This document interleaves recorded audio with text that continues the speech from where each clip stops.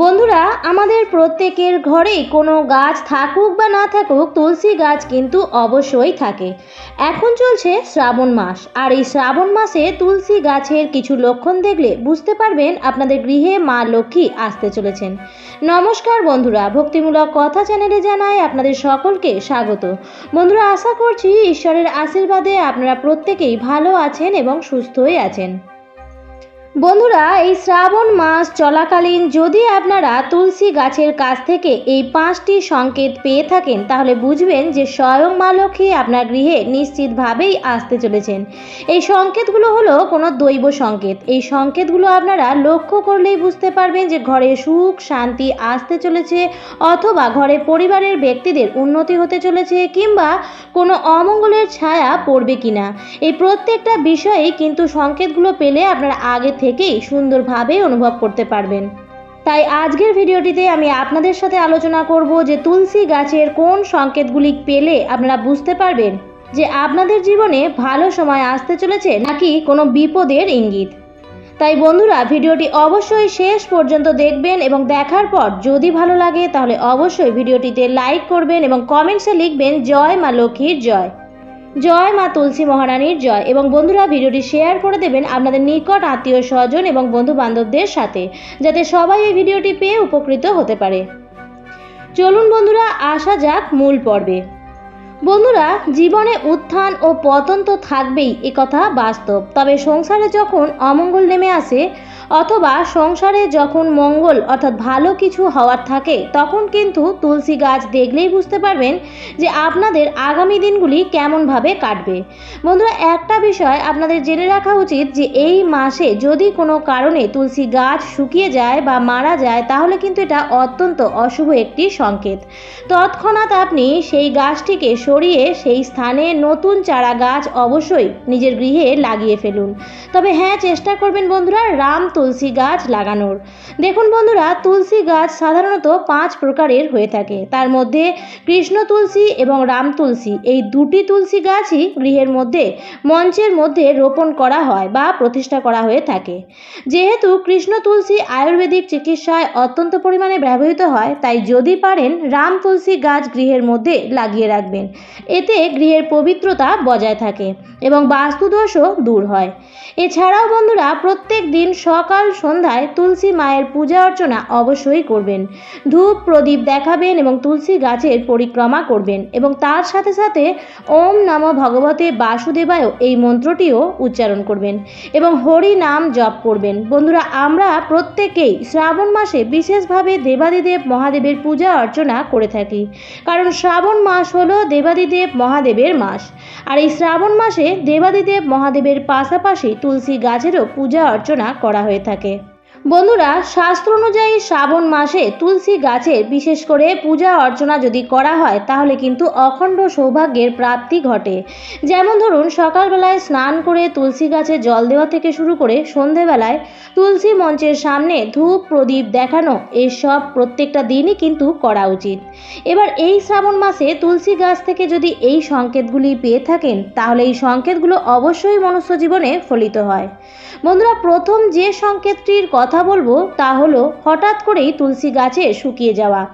বন্ধুরা, এখন চলছে শ্রাবণ মাস, আর শ্রাবণ মাস মানেই বর্ষাকাল। বর্ষাকালে অনেক নতুন নতুন গাছপালা গজিয়ে ওঠে, তাই স্বাভাবিকভাবেই বর্ষাকালে জল পেয়ে তুলসী গাছও আরও সবুজ ও সতেজ হয়ে ওঠে। আর তুলসী গাছে যদি ঠিকমতো দেখাশোনা করা হয়, তবে এই গাছটি কিন্তু কখনোই শুকায় না। তাই শাস্ত্রে এই গাছটির শুকিয়ে যাওয়াকে অশুভ বলে মনে করা হয়।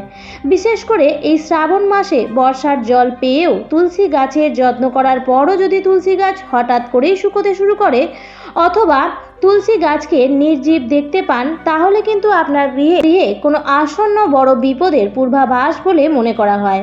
হয়তো কোনো কারণে আপনার আর্থিক কোনো লোকসান হতে পারে, অথবা পরিবারের ব্যক্তিরা কোনো আপদ বিপদের সম্মুখীনও হতে পারেন। তাই বন্ধুরা, খেয়াল রাখবেন, তুলসী গাছ যদি এই শ্রাবণ মাসে শুকিয়ে যায়, তাহলে তৎক্ষণাৎ সেখান থেকে গাছটিকে তুলে সেখানে নতুন তুলসী গাছ বসানোর চেষ্টা করবেন। এরপর দ্বিতীয় যে সংকেতটির কথা বলবো তা হলো তুলসীর সবুজ ও সতেজ পাতাগুলি হঠাৎই পড়তে থাকা। বন্ধুরা, যদি আপনাদের গৃহে সবুজ ও সতেজ তুলসী গাছের পাতা হঠাৎই ঝরে পড়তে থাকে তবে এটিকে অশুভ সংকেত বলে মনে করা হয়। তবে যদি এটি কোনো প্রাকৃতিক কোনো কারণে ঝরে পড়ে তাহলে সেটা স্বাভাবিক, কিন্তু যদি সবুজ ও সতেজ পাতা হঠাৎই ঝরে পড়ে তবে এটি একটি খারাপ সংকেত বহন করে। এর অর্থ হলো মা লক্ষ্মী আপনার গৃহ ত্যাগ করতে চলেছেন।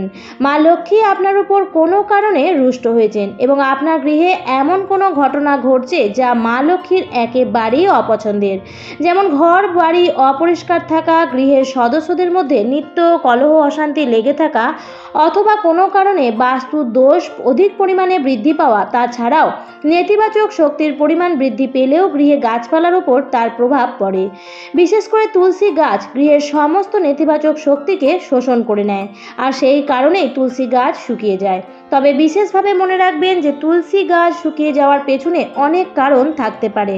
এর মধ্যে প্রধানত কারণ হলো অত্যাধিক জল নিকাশের ব্যবস্থা ভালোভাবে না থাকা এবং সূর্যের আলো কম পাওয়া। এছাড়াও পোকার আক্রমণ হলেও তুলসী গাছ কিন্তু শুকিয়ে যেতে পারে। তাই লক্ষ্য রাখবেন এই শ্রাবণ মাসে বর্ষাকালে অত্যাধিক মাত্রায় জল পাওয়ার ফলে গাছে পোকা ধরে যাওয়ার সম্ভাবনাও থাকে, আর সেই কারণে যদি গাছ শুকিয়ে যায় তাহলে সেটা স্বাভাবিক ব্যাপার। তাই অবশ্যই তুলসী গাছের যথেষ্ট পরিমাণে যত্ন নেওয়া উচিত। এরপর তৃতীয় যে সংকেতটির কথা বলবো তা হলো তুলসী গাছের কাছে অন্য কোনো গাছ জন্মানো। বন্ধুরা, যদি আপনাদের গৃহে তুলসী গাছের আশেপাশে অন্যান্য ছোট ছোট গাছ জন্মায় তবে কিন্তু এটি খুবই শুভ সংকেত বলে মনে করা হয়।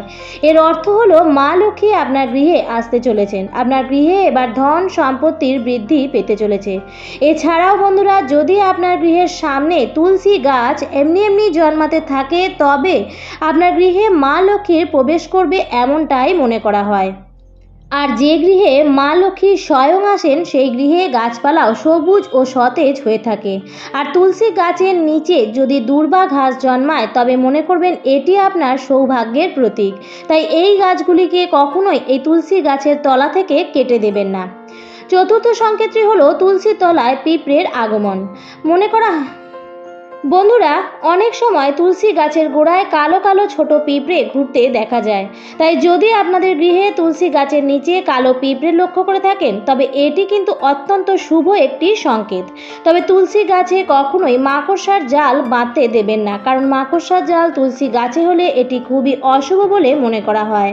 তাই তৎক্ষণাৎ সেই মাকড়সার জালটিকে খুব তাড়াতাড়ি সেখান থেকে সরিয়ে ফেলুন।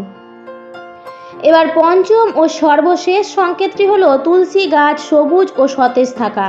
তুলসী গাছে মঞ্জুরি আসা এবং তুলসী গাছ সব সময় সবুজ ও সতেজ থাকা খুবই শুভ একটি লক্ষণ।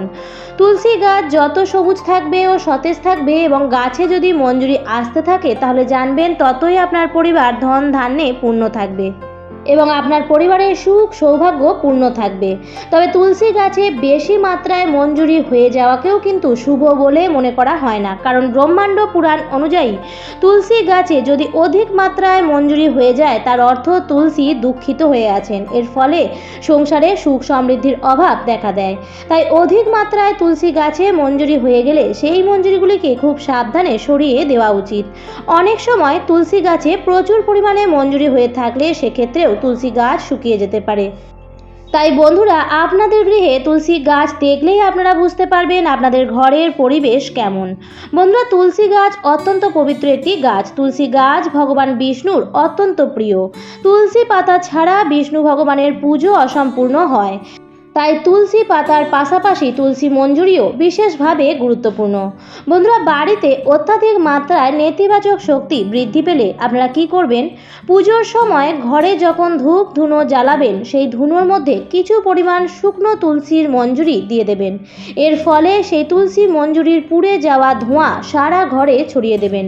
এতে বাড়ি থেকে নেতিবাচকতা যেমন দূর হয় ঠিক তার সাথে সাথে সংসারে শুভ ভাব আসে। এছাড়াও ঘরে প্রদীপ জ্বালানোর সময় তাতেও শুকনো তুলসী মঞ্জুরি সেই প্রদীপের মধ্যেও দিয়ে দিতে পারেন, এতেও কিন্তু একই ফলই পাওয়া যায়। বন্ধুরা, আজকের পর্ব থেকে আপনারা জানতে পারলেন যে শ্রাবণ মাস চলাকালীন তুলসী গাছের কোন লক্ষণগুলি দেখলে বোঝা যাবে যে মা লক্ষ্মী আপনাদের গৃহে আসতে চলেছেন, অথবা কোন লক্ষণগুলো দেখলে আপনারা বুঝবেন যে পরিবারে কোনো বিপদ আসতে চলেছে। তাই বন্ধুরা, আজকের পর্বটি আমার এই পর্যন্তই। ভিডিওটি দেখে যদি ভালো লেগে থাকে তাহলে অবশ্যই লাইক, কমেন্ট, শেয়ার করবেন বন্ধুরা। আর যদি চ্যানেলে নতুন হয়ে থাকেন তাহলে অবশ্যই চ্যানেলটিকে সাবস্ক্রাইব করে আমার সাথে থাকবেন। দেখা হবে পরবর্তী নতুন ভিডিওতে। ভালো থাকবেন, সুস্থ থাকবেন। ধন্যবাদ।